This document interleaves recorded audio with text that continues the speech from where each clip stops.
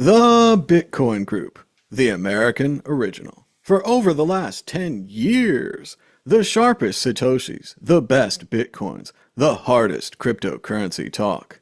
We'd like to welcome our panelists, Josh Shigala from the Standard.io. Ni hao. And I'm Thomas Hunt from the World Crypto Network. Moving on to Issue 1. Issue 1. Ethereum ETF should be fully approved by September, says SEC Chair Gary Gensler. They've tried to block them forever, but as we predicted on this show multiple times in the recent past, after they got the Bitcoin ETFs through, there was no reason not to allow the Ethereum ETFs, which is a scary, slippery slope that could quickly lead to Solana, Dogecoin, and anything else you can think of as an ETF. Josh Shigala, Bitcoin waited so long, it doesn't seem like Ethereum's going to wait very long at all. What do you think about the latest ETF from the SEC? Yeah, I mean, we called it here on the show as soon as Bitcoin's done. I mean, but the thing is, I don't even understand why it takes till September, really. Like, what are they doing there? What are they going to change some things in the protocol? Are they putting pull requests into the GitHub repo and because XYZ reasons? Yeah, it seems all very like, oh, we're so important. It's going to take until September. We're very, very important thieves over here. We need to structure our theft a lot stronger. So I don't know. I'm just it just blows my mind how this guy is just such a nonsense fraud, fake fraud. This Gensler, all of them. Anyway, even if he left and someone else took his job, it's a fraudulent job that they all do. They don't even do a good job. FTX still happened under their watch. His head didn't roll. It's just all a fraud. It's a toll booth. It's a toll booth for people to have to pay to do business in the US. That's all it is, and there's nothing else to it. Well, I do think it's a noble idea to try to protect people from bad investments. And certainly there was a time where they could gatekeep the market and they could say, you're not a real company, you're out of here. And like Josh said, so many times they do miss it. Not on Tesla, but I think it was Nikolai, something like that. There was another auto company that said they had fully automated electric semis and then turned out to be completely fake. And they got onto the stock market and they had big displays and everything. So as Josh said as well with the FTX thing, so many times they can't stop anything. And as we're going to talk about here with issue 4, they can't stop these Solana meme coins. The genie is out of the bottle and it's the wild, wild west. And as it's the wild, wild west, I think it's terrible that they've been blocking the Bitcoin and the Ethereum ETFs for so long. This is a way for people with their retirement accounts to get an exposure to Bitcoin and perhaps Ethereum or anything else they want. And they've been blocking them from having this exposure. Meanwhile, they probably bought gold or diamonds or technology mutual fund or whatever it is. They didn't have the option to buy Bitcoin. They had less choices. It's not fair to them. They were overprotected. And now I really agree with Josh. I think that they're waiting until September so that they can get their investments lined up, so that they can make sure that you sell your Ethereum to them and all these other things, and you'll be forced to do it, and the price will go down and you'll give up or something like that. Some kind of white swan or black swan event will happen. And suddenly they'll end up with all the chips, What just I've like after Waterloo. Go ahead, Josh. Yeah, and I think the timing's interesting as well in terms of market cycles. So generally after a halvening, it'll be around about nowish that we start to see a kickoff. So this could be almost like a ramjet coming in at almost where the end of a major boom should or the middle of a major boom should be. So this might be setting up the market for a massive failure because we'll be already in a massive hype. That'll get released. That'll boom up even further and could overprice the entire asset class and then crash dearly, causing a lot of people to lose a lot of money. And then Gensler will waddle in with his head, and then say, "See, I told you." Yeah. And so yeah, I mean, if anything, I think they should have just allowed it now, so that we're still in a consolidation phase. We're not in the mega cycle right now. I think we're at the start of it, but we're not in the middle of it. And so, yeah, I don't know. I find it kind of annoying that there's this manipulation. It's a manipulation, I feel. I don't know. I'm going to go with the mega happy ending where last time we had the FTX collapse that kind of ruined our bull run. This time, maybe we'll have the Ethereum ETFs perfectly timed with the Bitcoin bull run to launch all cryptocurrencies. And again, sadly, all cryptocurrencies because they all tie on to Bitcoin like a rocket. Bitcoin goes up, all the maximalists are really happy, and then a bunch of these altcoins go up more percentage wise. But again, hodling's still the safest and least stressful strategy. But if you're on the way up and you're looking for risks, there are a lot of risks available in altcoins, and sometimes they pay off. Let's keep moving. Let's go on to issue two. Crypto markets have seen $12 billion of net inflows this year. JPMorgan says most of the $16 billion inflow came into spot Bitcoin ETFs since their launch, likely from existing digital wallets on exchanges. And again, building off the last issue, they blocked this for so long, they pent up and held down demand. So when they did allow it, we see a huge explosion showing how wrong they were to block this. The Bitcoin price, of course, plunged because everyone thought it was going up and they put all their money into longs as $245 million in crypto longs were liquidated as the price fell 5% to 66,000. Looking at the price right now, it's around 65,716, although looks like a bottom is in and a possible recovery. Guess I'll go to myself on this one. What do I think about the Bitcoin price and all of the ETF inflows? I think same thing. Building off the last issue, they stopped us from having this years ago. We talked about this years ago, 5, 8 years ago, something like that, when the Winklevi were applying for the first ETF, and it seemed like a no-brainer.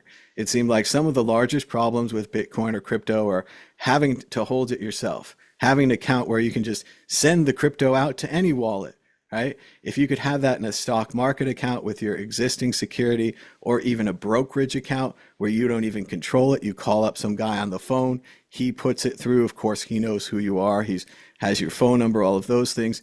It's a lot safer for people. It's a lot easier. And as we're hearing through the grapevine, a lot of family offices and large investors are still waking up to Bitcoin, waking up to this reality, and looking to place their investments likely into these ETFs because they find them safer. Josh Shigala, what do you think about the giant inflows into Bitcoin and crypto in general? Yeah, I mean, to your point though, like we have plenty of examples of total failures, like Bernie Madoff. Yeah, I mean, just outright easy to spot in hindsight scams, and so these authorities really haven't stopped much by these massive influxes into other areas of the market that were highly regulated. But anyway, I mean, I yeah, think it's a lot like unfortunately, like the terrorism example where we have two or three major failures. We have tens of hundreds of successes that we don't know about because they didn't happen. So I do right. think that we need cops on this beat. We do need laws. We need the attempt at laws. But I think that in general, the problems become that whack-a-mole solution where it's not just drugs and drug dealers, it's this meme coin generator on Solana. I don't know the Mm, details, but you put $10 in, you get a bunch of meme coins. All of a sudden, the Gary Gensler's job just got infinitely harder. So I mm. think in that part, it might not be doable, but it's the kind of thing you still want them doing it. You still want them putting out the effort because if you didn't do that, it could be 10,000 times worse. But go Well, ahead, Josh. What do you think about Bitcoin and the money coming in, the big inflows? yeah, the big inflow. I mean, it's bound to happen. It keeps on happening. It will keep on happening because where else do you put your money right now? Like, okay, there's Nvidia. Um, there's OpenAI is not. You can't invest in that. Microsoft, I guess you could invest by proxy into OpenAI through them. But that's also a very precarious investment because what AI tends to eat itself because it's just so powerful that the major large players. So I just think this is the asset class. Like I'm not a I'm so removed from traditional investing just because I've been in this space for so long. I understand this space very, very well compared to the other space. But generally, when I look around, I just think, I don't know. I feel like I've kind of missed the boat on NVIDIA a little bit. I wouldn't feel comfortable investing in NVIDIA at the top of a hockey stick. Um, and in general, the market seems very, very sort of meh. And everybody's talking like the repo markets um, in, in the auto industry are absolutely out of control. No one's got money. I'm been hearing lots of people talking like small business owners that are really struggling because people just don't have the money anymore to put even into buying a coffee in the morning. They'd rather just make the coffee at home. So there's some of these luxuries are dropping away. The market globally, this isn't just an American problem.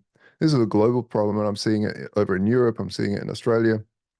That the retail hasn't got the cash right now, and so we'll see what happens. We'll see what happens. But the one parade that is really going to kick off, absolutely, and will keep on kicking off, is the crypto market. And this is a parade that, well, the big boys want to rain on, the regulators want to rain on. I agree, Josh. And I think part of the problem is if you've been in crypto as long as you and I have, and some of the audience, it doesn't feel risky anymore. I mean, we're looking at Bitcoinal right here with the 5 year chart. If you've been in it about 5 years, you've seen 5,000. You've seen a crazy high right here, 65,000 or so, a big drop, another 65,000, a huge drop, a year or many more of sadness and nothing. And there we are right back at 65,000. So like you're saying, where else could I put my money? Many of us in the audience are likely overinvested in cryptocurrency. Maybe it's the only thing we've ever bought that did well. And that keeps happening. You keep diversifying into things that do worse, and then you make Mm. less. So you try to keep holding your crypto stack. And I think that's what people are doing right now. They keep holding it. If they had the longs or the shorts, though, we've seen the market fluctuate enough to dump out those longs and those shorts. So again, if you're new to this market, you could do a long where you do some borrowing and things and you get more stock if it goes up. And then if it goes up in the short term, you make money. You could do a short where you do some borrowing in a negative way.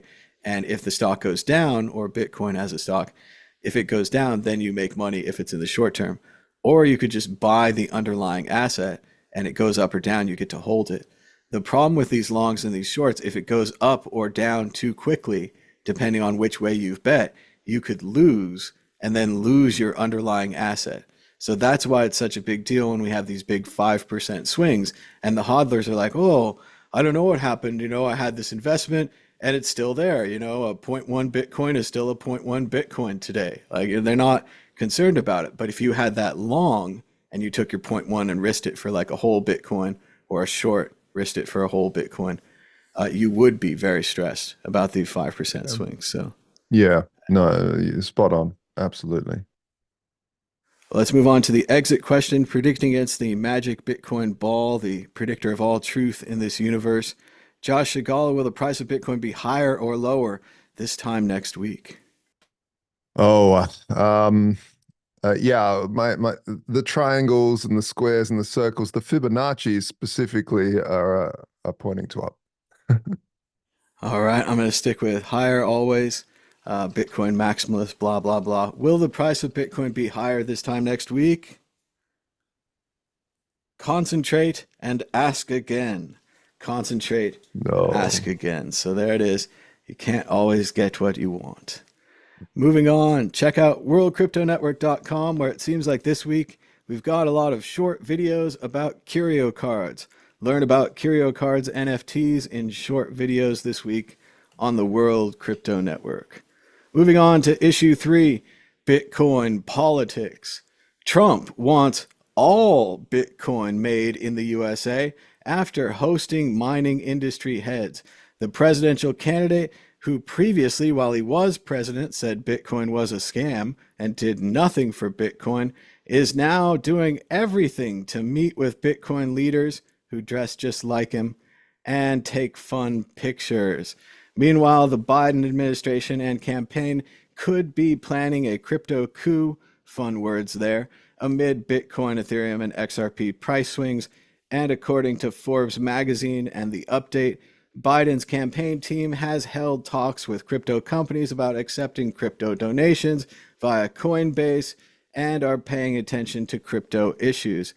Josh Segal, it seems like Bitcoin's gone totally political, and we can trust both sides and should send them our Bitcoin donations immediately. Isn't that right? That's absolutely right. No, I mean, it's always the thing that happens is that like we've got to appeal to every single tiny niche, but the Bitcoin and crypto space isn't a tiny niche anymore, and so appealing to those is important. What I find interesting is that I tend to follow these wallets that they put out there because they're UTXO or account models, and generally not that much heads into the political realm. I definitely don't. I think that Trump would get a lot more Bitcoin than Biden purely because, well, I feel he's more popular, but probably in that segmented market of libertarian types, I think he'll probably collect more. Yeah, I don't know. I just would stay away from sending anybody your Bitcoin. Just a small bit of advice. Cheers.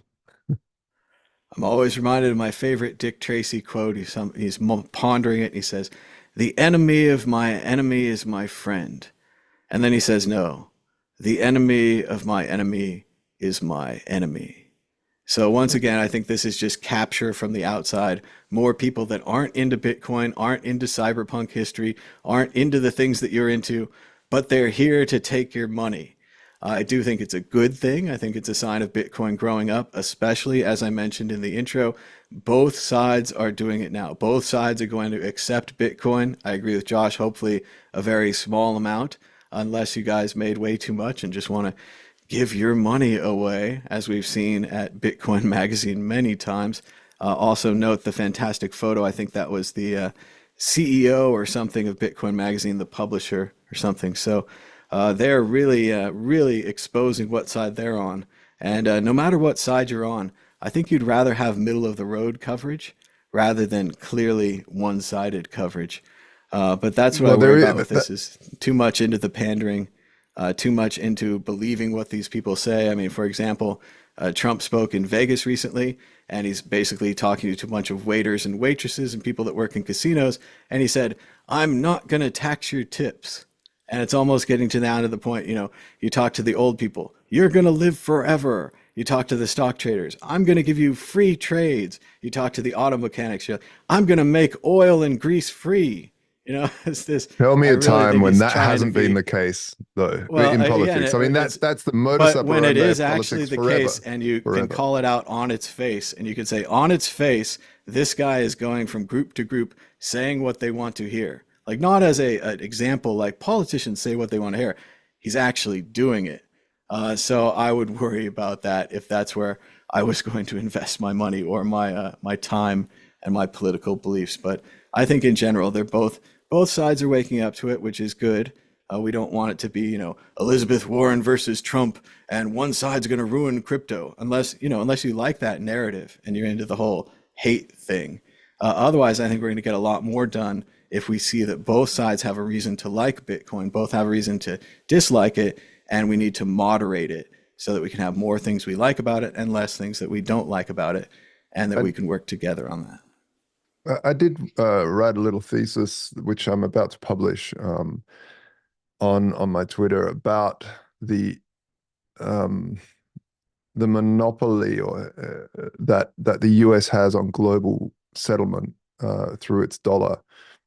is about to come to an end. Well, has come to an end on July the 5th with the BRICS and specifically the petrodollar in Saudi Arabia. Now they've dropped the need to have to settle in US dollars with the oil trades. Now, this has been something that's been going for a very long time since the 70s. So the US has protected that pseudo monopoly globally through war and through force for a long time, but also through trade and through deal making and saying, look, you have to use dollar and we'll protect you.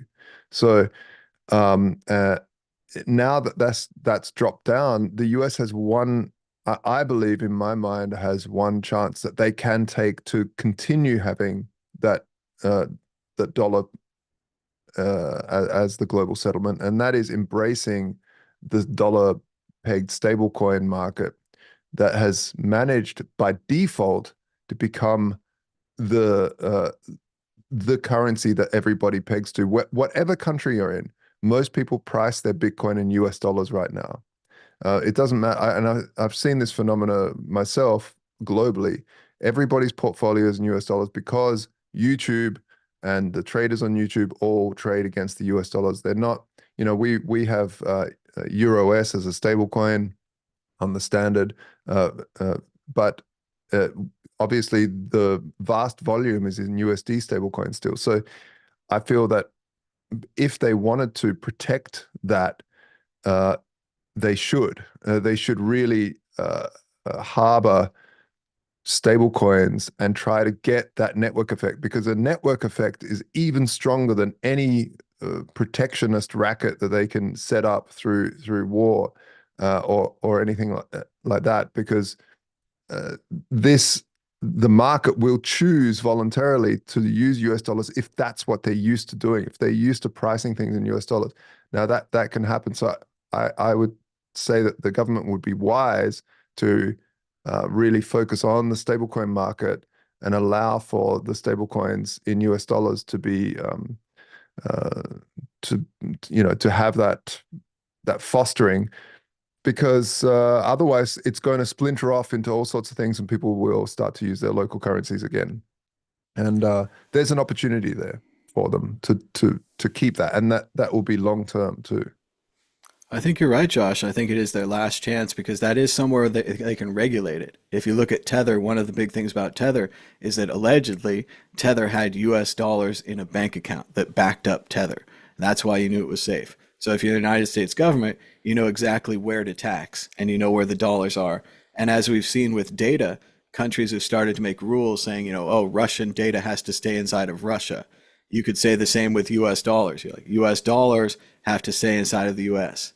So they could do Yeah. that kind of control over it. They could do the taxing on it.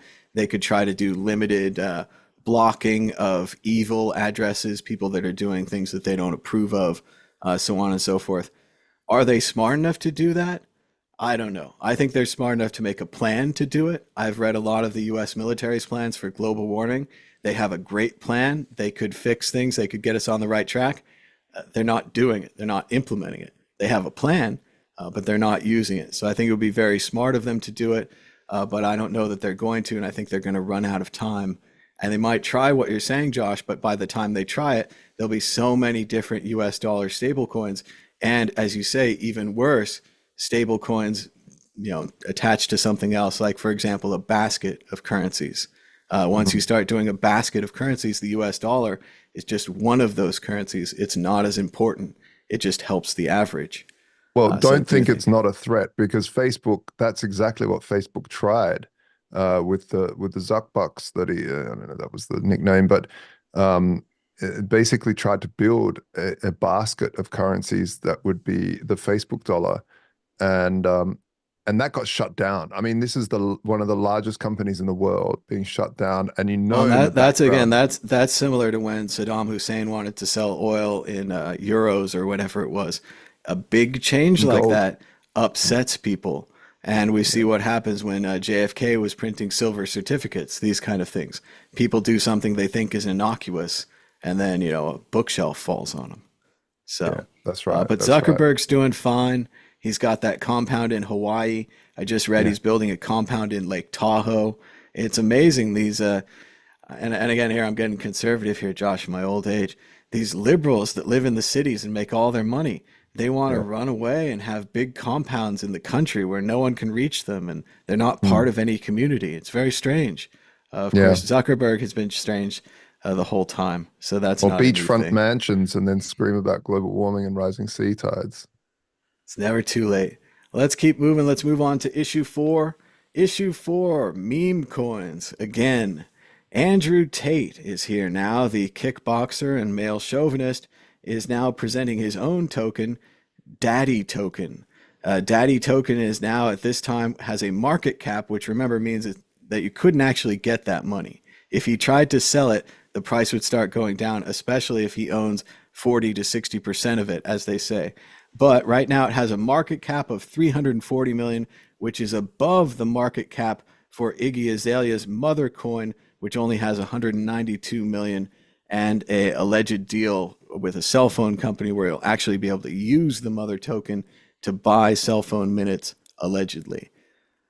This has been reacted to. We've also got Hulk Hogan jumping into the ring with a hashtag pump coin. It seems everyone is going to make their own coin, as we said last week, like Gargamel trying to turn their fans, the Smurfs, into gold. Just turn them into gold. Beeple is on the dot already, making beautiful fun of this with an American Gothic themed mother and daddy photo showing Andrew Tate and Iggy Azalea in the classic American Gothic with a green candle pitchfork, just perfect. And he even released a white paper describing the details of his artwork. But Josh Shigala, what do you think about meme coins? It's now mother versus daddy, and the most reputable and wonderful of all characters are getting involved, such as Hulk Hogan, who was recently in the news for a sex scandal and a sex tape and hasn't wrestled Hulk in Hogan? 20, 30 years. That's Oh, yeah, he wild. was involved in the Gawker. He took down Gawker. There was a major story, and I'm not going to recount the whole thing, but basically he had sex with someone else's wife on tape, and the tape leaked or whatever. It's out there, Oh, it's and the last thing you want they to see. sued Gawker because it was like a personal tape or something. But huge story, Josh. But he's back now. He's got the pump token. Yeah, But right. everybody gets a coin, huh? Everybody gets a coin, and that was my thesis back in 2011, that will happen. Every single person can release a coin, every single company, and it just is what it is. It doesn't matter how much you yell, Bitcoin's the only one. It will happen. I'm not saying it's a good thing or a bad thing. I'm just saying that's the reality. It's so easy for anybody to create a token and put it out there. And I think it will wreck a lot of people. It will wreck a lot of people because what they do is they jump onto a reputation, they buy the reputation of that person, and then they realize it has no real value at all. But maybe where the value of these coins are not, which is interesting, is that these large players like Andrew Tate and such, Iggy Azalea, they will attract a lot of money because they're already massively famous, and maybe there's a little bit of an uptick in there. But I think where the real money is finding smaller artists, and this is what the mafia have done, for instance, with art generally, or artists, is they find unknowns, they buy all their artwork, they then make them very famous, and their artworks go crazy through the. I mean, this is typical money laundering 101, and so I think this is where the money really is finding uh, high potential famous people that aren't famous yet, having a meme coin for them, buying it up, or creating it, and then making them famous. So that's where the real value is. These That's the overlooked. hard work money though. That's you have to go out and find a new Justin Bieber. If you were just a traditional scammer, all you really need is a friend who's a Hollywood agent who has a stable full of clients, and you can go through and just sign them all, get 10% of each meme coin. have your little meme coin factory there and just clean up. Yeah, it's going to become like that. And like I said in last week's show, this was Max Kaiser's initial business back way before even Bitcoin was launched. Um, was that yeah, he created a celebrity stock exchange where you could buy into the celebrity, and even though there wouldn't be any dividends, you would just buy the celebrity. Well, and that was pretty great. You could bet on the movie if the movie was going to be a success, and then if the box Yeah. office took in money, you could judge whether or not it was a success. And Mm. it was And very that's going to be the straightforward. same with memes, meme coins too. Like with celebrity coins, I guess they're not really meme coins, there's celebrity coins, and celebrity coins will take off. Like every celebrity will have their coin, and maybe Tatiana coin will actually have a value at the end. It might. Well, and it all goes back to what Andreas said, but I don't think he said it in such a dystopian and horrifying manner where it's like Hulk Hogan will have a coin, a strange kickboxer, male chauvinist will have a coin, Australian pop star you know nothing about will have a coin.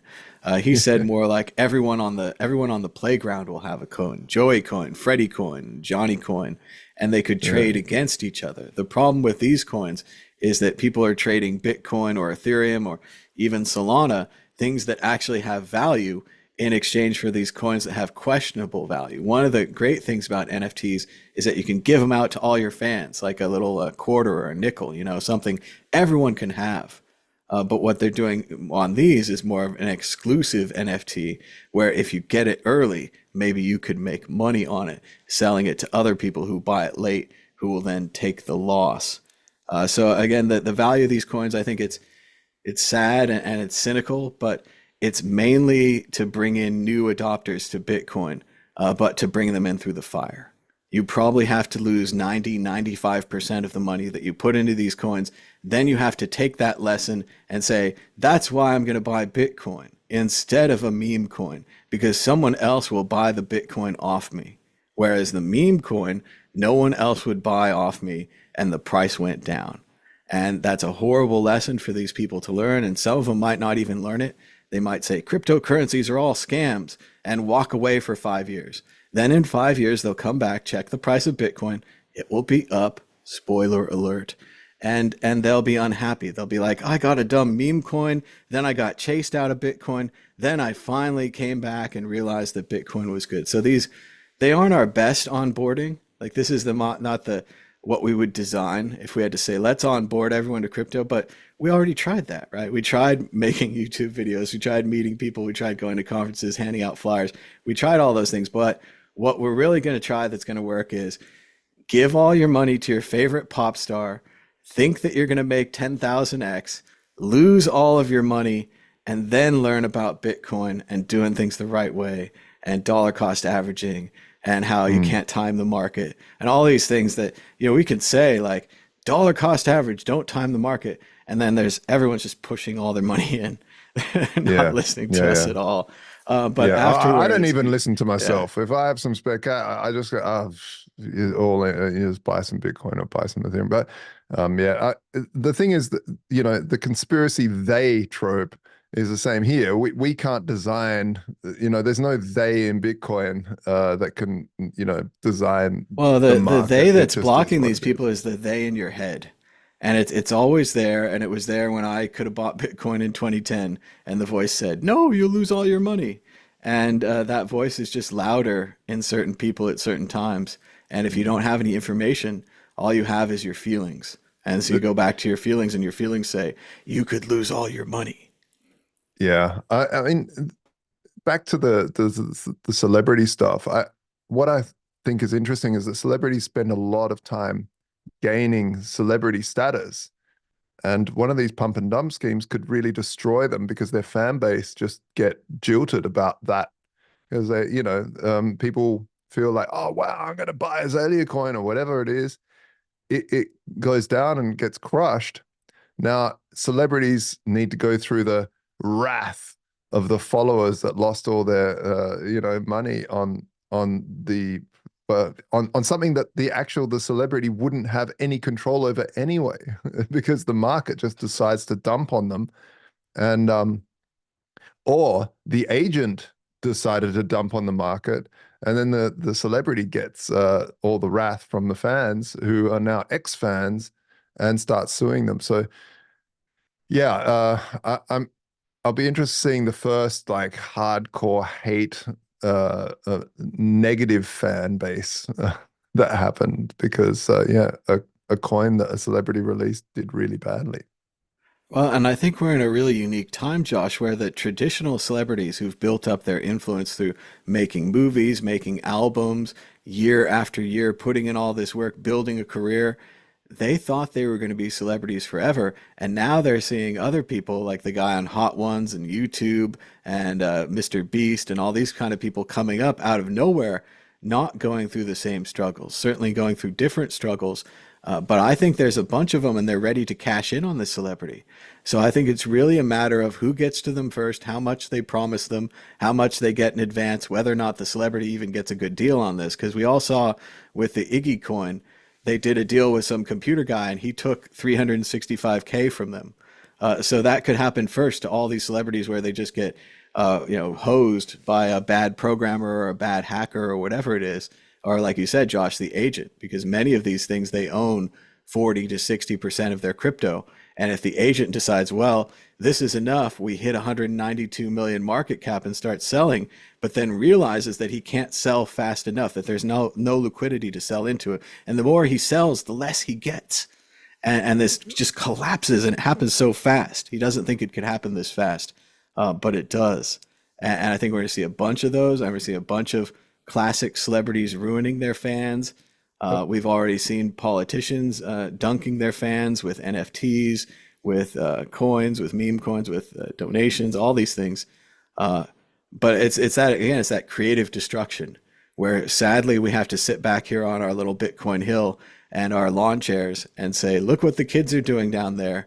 What a mess it's going to be.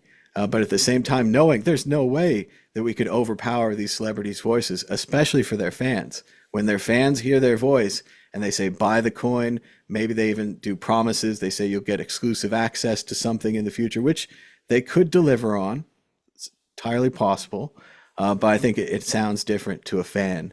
And especially when you have some of these really kind of cult fan bases like this kickboxer or the politician or even a singer. I think if we go to the top of this, what if Taylor Swift made a meme coin? Obviously, billions and billions of dollars, huge rug of possibilities. Could be a hacker, could be an agent, could be an insider, could be Taylor herself selling all the coins. But yeah, I think we're all going to have to go through this, and we're all going to have to see all of our celebrities and all of our fans, everyone that we love, destroyed as they touch crypto, and it turns them into gold like Midas. But remember what Uncle Vitalik said: if you truly want to be rich, make your own coin. That's true.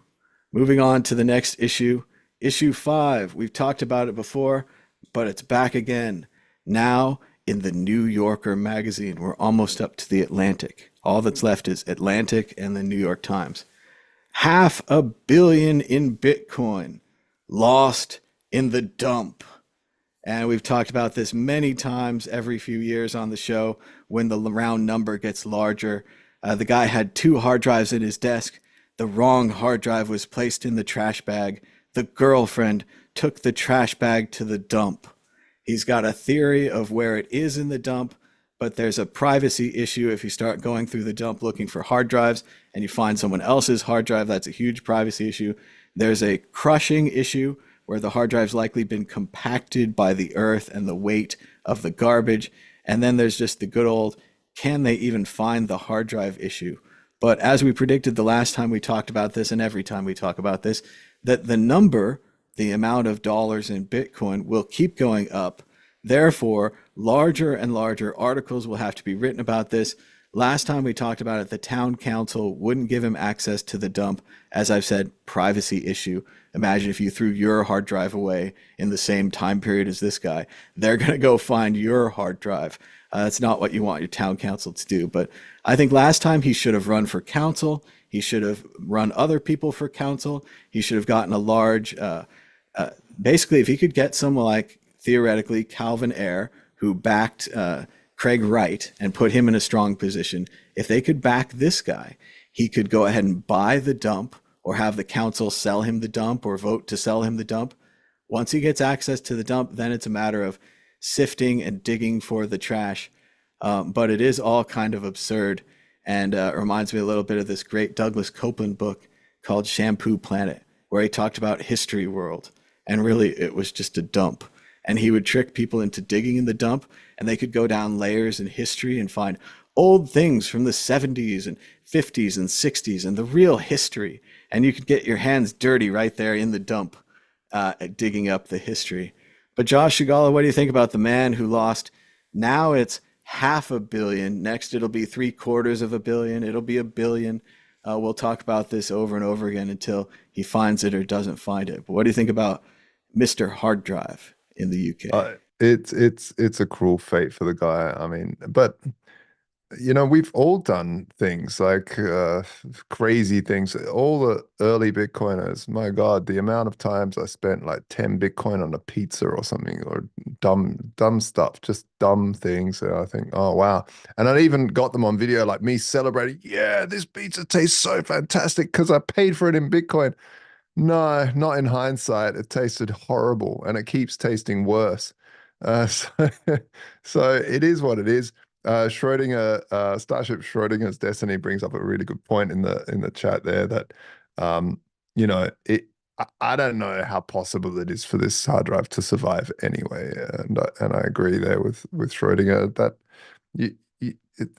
what these hard drives are so fallible. At this point, like, Josh, it's funny. It's practically like that economic experiment that people talk about, where they say you take a bunch of money and you put it in a jar and you bury the jar, and then you pay someone to dig up the jar to get the money, so on and so forth.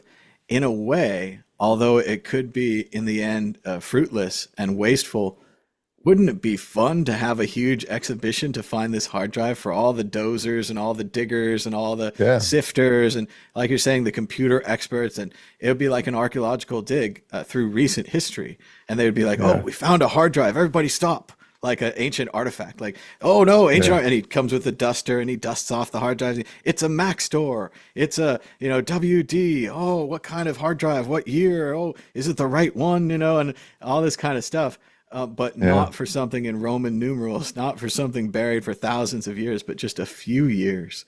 And at a certain point, I think it gets enough money that they have to do it. But I do agree with Schrodinger's cat in the chat. The hard drive's probably wrecked by now. The media loves covering it, and I don't want to deflate their bubbles. But from a tech perspective, it's going to be a rough recovery. And let's say they recover it, and there are very good ways of undestroying a hard drive, like these. Well, I was thinking about the key. The key is very small.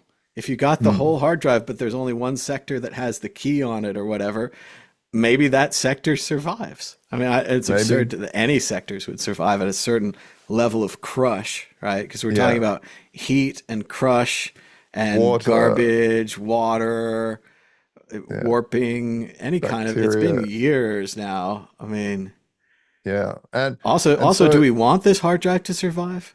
Like, let's say this hard drive does survive. Now, every other hard drive in that dump is fair game from a historical perspective. People have thrown it away. Maybe there's valuable data on there. Maybe it's worth purchasing more dumps and going for hard drives. Maybe that is the next mining thing. Maybe the miners run out of Bitcoin to mine fresh Bitcoin, so they start mining rubbish dumps. And they're up in Hal Finney's attic, and they're digging through all this stuff, and they're like, this T-shirt is representative. There's a code. There's a code in this T-shirt leading to the coins. Yeah, no, it's just easier to make a meme coin. That's what it'll be. That's the problem. No, but the real issue really is logistically, how the heck do you even mine these things without crushing it on the way? So you send a bulldozer in, with a feather duster on the end to slowly, I don't know, how do you get this, how do you even go through this without, I think it's a gold mining type operation. You have like a conveyor belt, you lift up chunks of dirt, put them on the conveyor belt, start sorting for metals, rattling, shaking out, and then different kind of nets, and you make a hard drive sized net. I Yeah, I don't think a know. lot of It it's does seem very AI would difficult. have to Yeah. be cameras and picking stuff out. Yeah. I mean, he had a whole plan. The last article in the last halvening.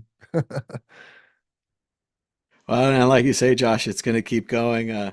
I think this is a young guy. Every 4 years, the halvening will happen. They'll do another check on this guy. The money will Yeah. still be there. It'll be worth more. It's almost, it reminds me of the Avatar movie, but they have to go to that other planet to get the magical metal. We just have to go right here to this dump, and we could Yeah, get just. magical wealth, I know. incredible, It everlasting it's wealth. either that or it's the type of torture for the guy, just to keep bringing it up. Like, hey, by the way, now it's a bigger magazine wanting to talk about your loss and your, like, can you, how are those meds going, mate? Anyway, dumpster It is coin. I awful, love the and name of these coins that these guys, BTC Moon guy. Well done, nice. Bring it on. dumpster coin. Yeah, they should do a meme coin to sponsor the digging for this. In Yeah, general, I think he just needs to think about raising money against this with the belief that he would find it, and yeah, just kind of ignore what happens if you don't find it and you raise all this money and lose all these people's money. Because the adventure, like Indiana Jones, like you need the adventure. And I think he's except going to it's a come to that. garbage dump. Except it's a garbage dump. Well, a lot of the times Ghostbusters is in the sewer and Indy's digging in places you wouldn't want to be in. So Yeah, it's pretty right there. All no, right, I he's think we're brave. heading towards the end of the show. This video I'm going to play is a 3 year old video, but it's amazing how true it was and how when I watched it, it instantly clicked with me. This is from Radical Living on YouTube. It's called The Tragic Struggle of Telling Your Friends to Buy Bitcoin. And what's great about this is he went ahead and predicted the future. Like I said, it's 3 years old, but it predicted what's going to happen to us right now. Let's watch just a little bit, and you should check it out too. Buy Bitcoin. If you sell Bitcoin, you don't understand Bitcoin. Besides, I bought it at 50 cents. I'm still up 700,000%. Dude, buy some Bitcoin. It will never be this cheap again. Come on, man. You're still talking about Bitcoin? No one cares anymore. It's going to zero. It's dead, man. It's dead. Oh my god. Bitcoin hit 50k today. Do you think it's still a good time to buy? Oh, jeez. It's like talking to a wall. Yes, it is. And it will be until the year 2140, when the last Bitcoin is mined. Okay? So you don't think I should wait for a dip?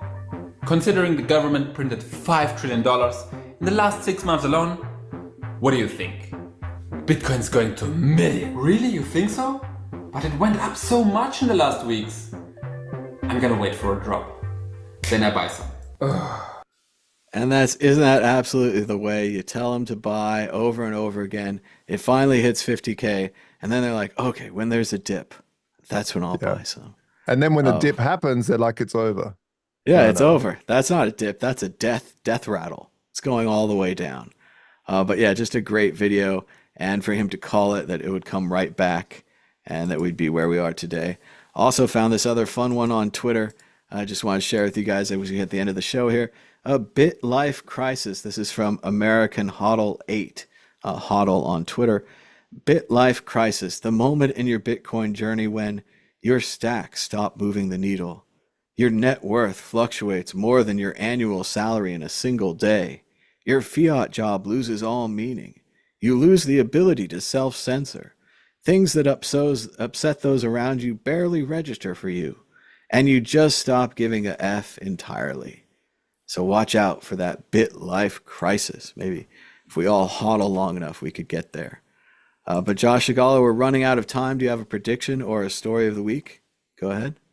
Oh, yeah, I got a sad story. BTC Moon guy asked about my dog, my little puppy of 13 weeks. I came home the other day and yeah, he was gone. He was on the carpet and with his mouth out open, and it was really hard for my little 4-year-old to see that. And but yeah, ashes are there. We're gonna have a little funeral for the guy.